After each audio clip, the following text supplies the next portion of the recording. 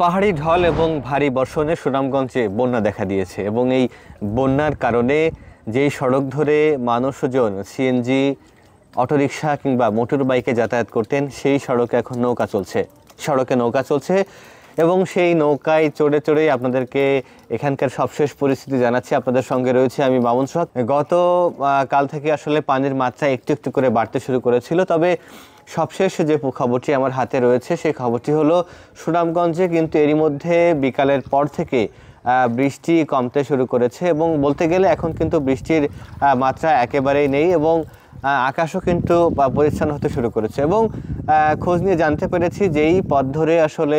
পাহাড়ি ঢলগুলো আসছিল সেই পাহাড়ি ঢলও কিন্তু ঠিক আগের মতো সেই বেগে কিন্তু আসলে আসছে না। সব কিছু মিলে স্থানীয়রা বলছেন, যাদের অভিজ্ঞতা হয়েছে বেশ কয়েকবারের বন্যা দেখার এখানকার, তারা বলছেন যে যেহেতু বৃষ্টি প্রবেশ করার সবগুলো পথই এখন থেমে থেমে আসছে অথবা বন্ধ রয়েছে, সব কিছু মিলিয়ে আশা করছেন যে হয়তো পানি না বাড়লে বা পানি আর বাড়বে না এবং এখান থেকে তারা আশার মুখ দেখতে পাচ্ছেন যে বন্যা হয়তো কমে আসতে পারে। তবে এখনও তারা নিশ্চিত নয়, কারণ গতকালকে এরকম কিছুটা হয়েছিল, তবে রাতের পর থেকে আসলে বৃষ্টিপাত শুরু হয়েছিল এবং বেলা গড়িয়ে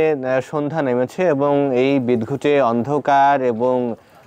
বেলা যতই গড়াচ্ছে এখানকার পরিস্থিতি ততই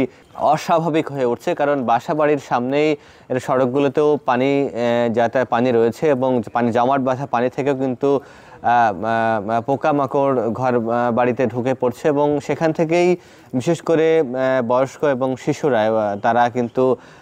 বেশ বেগ পেতে হচ্ছে তাদেরকে এবং বিশেষ করে সবচেয়ে বেশি যে সংকটে তারা পড়ছেন এখানকার মানুষজন, যে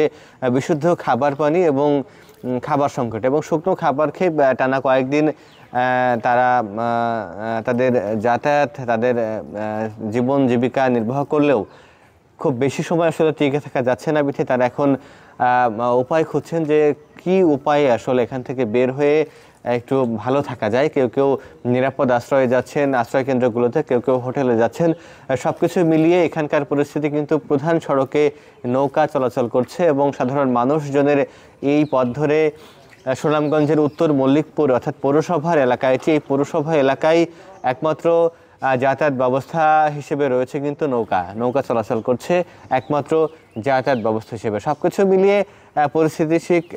কোন দিকে যাচ্ছে এখনও নিশ্চিত করে বলা যাচ্ছে না, তবে যেহেতু বৃষ্টির কমেছে এবং পাহাড়ি ঢল থেকে পানি আসাও কমেছে এবং সেই কারণে বলা যায় হয়তো স্বাভাবিক হতে পারে সুনামগঞ্জের এই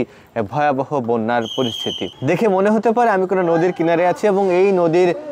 আশেপাশে বেশ কিছু বসত বাড়ি রয়েছে। আসলে ব্যাপারটা এরকম না, বলতে ততটা সহজ এবং এখানে অবস্থান করে ঠিক তার থেকে দ্বিগুণের বেশি কঠিন আসলে। কারণটা যে বন্যার পরিস্থিতি এতটাই ভয়ানক যে একেবারে সড়কে পানি উঠে গেছে এবং এই সড়ক ধরে যাতায়াতের একমাত্র মাধ্যম হিসেবে যদি বলি নৌকা যোগে সাধারণ মানুষজন কিন্তু জরুরি প্রয়োজনে বাইরে আসছেন এবং যারা বাইরে বের হয়েছিলেন তারা কিন্তু ঘরে পৌঁছাচ্ছেন নৌকা যোগে এবং এই সড়ক দিয়ে কিন্তু স্বাভাবিক সময়ে নৌকা দিয়ে যাতায়াত করেন না সাধারণ মানুষজন, তারা যাতায়াত করেন সিএনজি, অটোরিকশা কিংবা মোটর বাইক বা অন্যান্য যানবাহনে। তারা কিন্তু নৌকায় এই সড়কে অভ্যস্ত না। মূলত সুনামগঞ্জে যে পাহাড়ি ঢলে, ভারত থেকে আসা পাহাড়ি ঢলের পানি এবং টানা বর্ষণের ফলে যে বৃষ্টিপাত, যেই পানি হয়েছে এবং এই পানির কারণে কিন্তু আসলে এখানকার স্বাভাবিক জীবনযাত্রা ব্যাহত হয়েছে। সব কিছু মিলিয়ে এখানকার মানুষজনের জীবনযাত্রা অত্যন্ত স্থবির হয়ে পড়েছে এবং এখানকার মানুষজন বলছেন যে কবে নাগাদ এই পানি থামবে সেই অপেক্ষা তারা আসলে করছেন। তারা এখনও বুঝে উঠতে পারছেন না যে এই সংকট তারা কিভাবে কাটিয়ে উঠবেন বা কবে বা এই সংকট কাটবে তাদের।